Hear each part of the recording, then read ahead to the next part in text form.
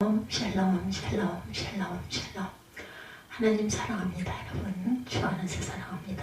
오늘 사무엘상 17장 45절 말씀입니다. 다윗이 블레셋 사람에게 이르되 너는 칼과 창과 단창으로 내게 나아오니와 나는 만군의 야훼의 이름 곧 네가 모욕하는 이스라엘 군대 하나님의 이름으로 내게 나아가노라. 이스라엘 군대의 하나님의 이름으로 내게 나아가노라.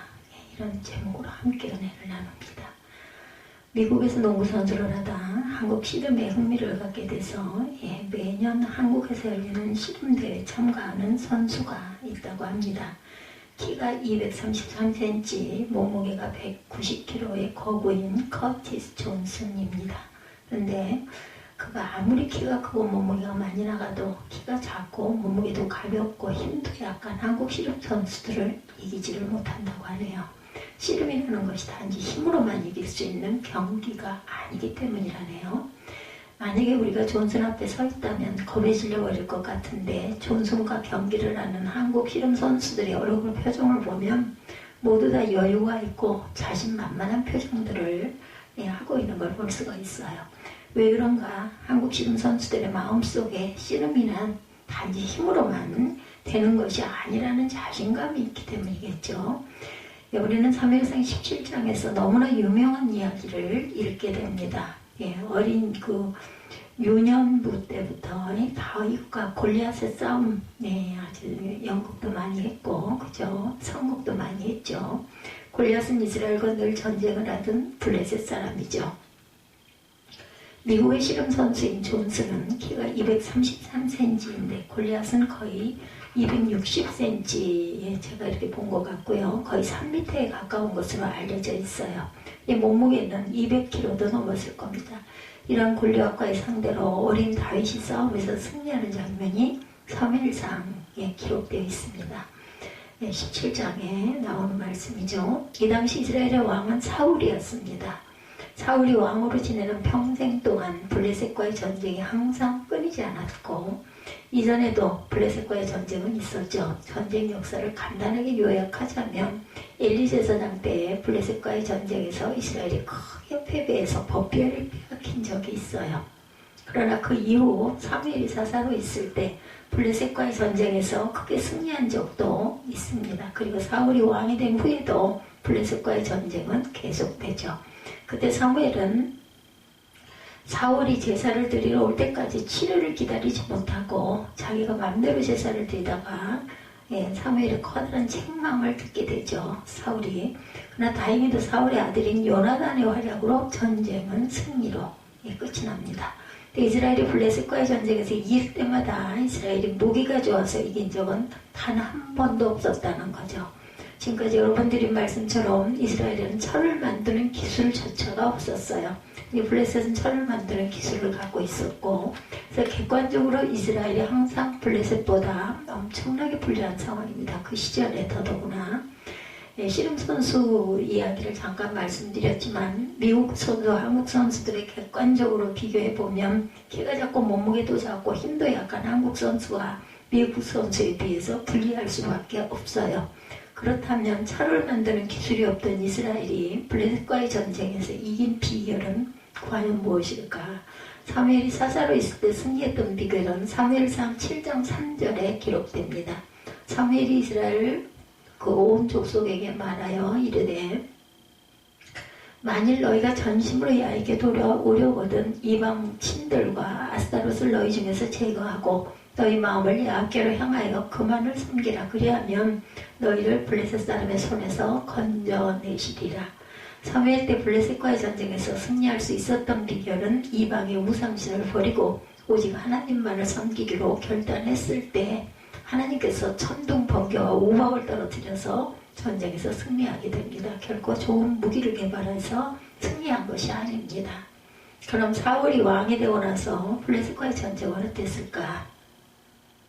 사울과 그의 아들 요나단은 각각 군사 2,000명과 1,000명을 가지고 있었어요. 근데 블레셋의 군대는 병거가 3만에 마병이 6,000명을 거느리고 전쟁에 나오게 됩니다.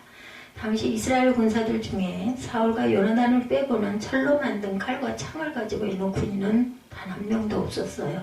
군사의 숫자도 블레셋보다 훨씬 작습니다. 더 큰 문제는 2,000명의 군사들 중에 블레셋이 병거와 마병을 끌고 오는 것을 보고 겁에 질려 수많은 병사들이 도망을 치는 바람에 남아있는 사울의 군대는 600명밖에 되지 않는 상황이었다. 이러한 상황에서 전쟁에 승리한다는 것은 객관적으로 볼 때 불가능한 합니다. 그럼에도 불구하고 사울은 이 전쟁에서 승리를 하게 되죠. 그 이유는 사울이 전략을 잘 만들어서가 아니라 사울의 아들 요나단의 용맹스러운 믿음 때문이었습니다. 사울의 군사들이 밀려오는 블레셋의 군사들을 보고 겁에 질렸지만 사울의 아들 요나단은 전혀 달랐어요. 그가 어떤 믿음을 가지고 있었는지 사무엘상 14장 6절을 봅니다. 요나단이 자기의 무기를 든 소년에게 이르되 우리가 이 할례받지 않은 자들에게로 건너가자. 야훼께서 우리를 위하여 일하실까 하노라. 여호와의 구원은 사람이 많고 적음에 달리지 아니하였느니라. 요나단은 블레셋의 군사의 수가 아무리 많아도 전혀 두려워하지를 않습니다. 그런 전쟁의 승리 비결이 단지 군사력에 달려있지 않다는 사실을 지난 과거의 경험을 통해서 배워 알고 있었던 거죠. 승리는 사람의 많고 적음에 달린 것이 아니라 하나님께 달려있다는 것을 믿었어요. 요나단은 자신과 부하 단둘이서 블레셋 진영에 뛰어들어가 싸움을 시작합니다. 그때 블레셋 사람들이 어떤 일이 벌어졌는지 사무엘상 14장 15절을 봅니다. 들에 있는 진영과 모든 백성들이 공포에 떨었고 부대와 노략군들도 떨었으며 땅도 진동하였으니 이는 큰 떨림이었더라. 단지 요나단과 부하 두 사람만이 들어가서 싸움을 했는데 누가 떨었다고요? 블레셋 사람들과 군사들이 공포에 떨었다. 그리고 땅도 진동하고 떨었다는 거죠. 지진이 일어났다는 거예요. 사무엘상 14장 20절을 보면 사울과 그가 함께한 모든 백성이 모여 전장에 가서 본즉 블레셋 사람들이 각각 칼로 자기의 동무들을 침으로 크게 곤란하였더라. 블레셋 군사들이 공포에 떨었을 뿐만 아니라 자기끼리 칼로 서로 찔러 죽이는 대혼란에 빠지게 되었어요. 바로 이때 사울의 군사들과 도망쳤던 군사들이 모여들어서 블레셋과 전쟁을 하여 결국 크게 승리를 하게 됩니다. 이 두 번의 전쟁의 공통점, 사무엘과 사울 때 그들이 승리한 이유는 그들이 싸움을 잘해서 아니면 지략이 있어서 이런 게 아니었죠. 이스라엘은 객관적으로 블레셋과의 전쟁에서 이길 수 있는 조건이 하나도 없었어요. 일단 무기가 형편없었습니다. 상대방은 철로 만든 칼과 창을 가지고 있었지만 이스라엘은 그것이 없습니다. 또한 군인들의 숫자도 블레셋보다 훨씬 적었죠. 겉으로 볼 때 이스라엘이 블레셋을 이길 만한 조건은 아무것도 없었다. 결국 두 번 다 하나님의 도우심으로 전쟁에서 승리를 할 수 있었습니다.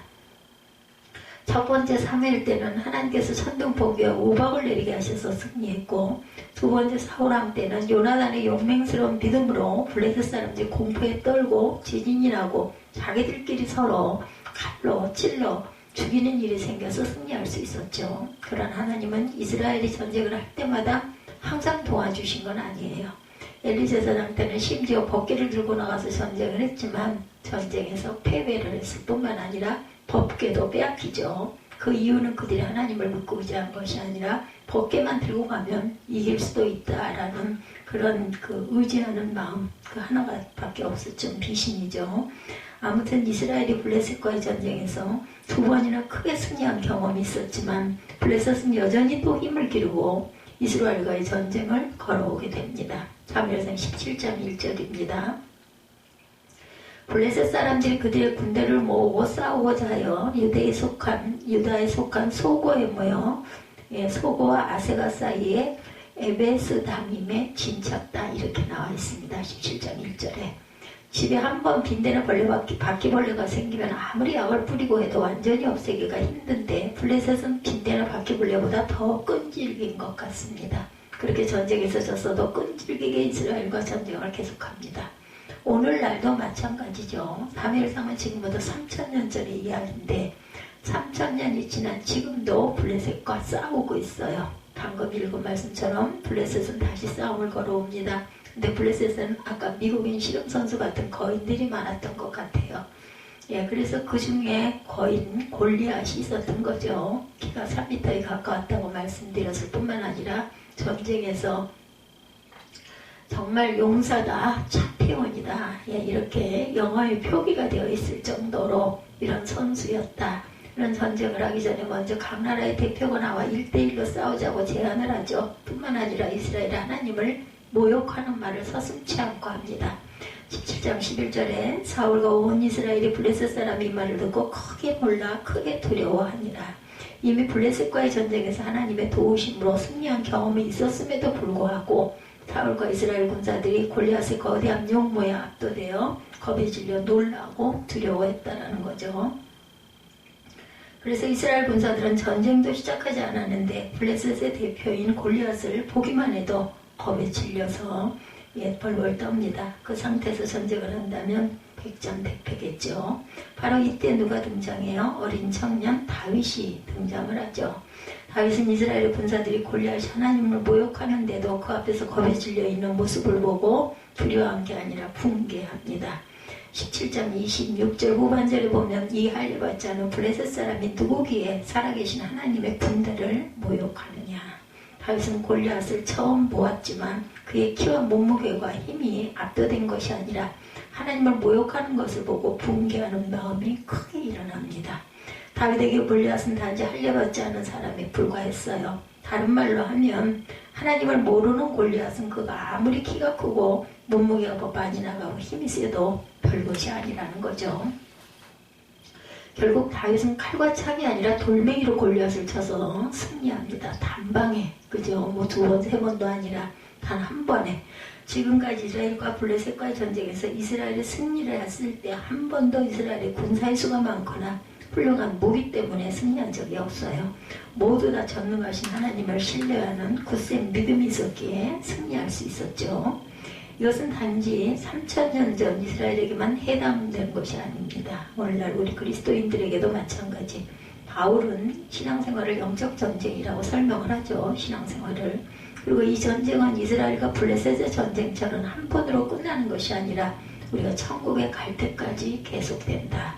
사도 바울은 오늘날 우리가 영적 전쟁에서 승리하기 위해서 필요한 무기가 무엇인지를 알려줍니다. 에베소 6장 16, 7절이죠.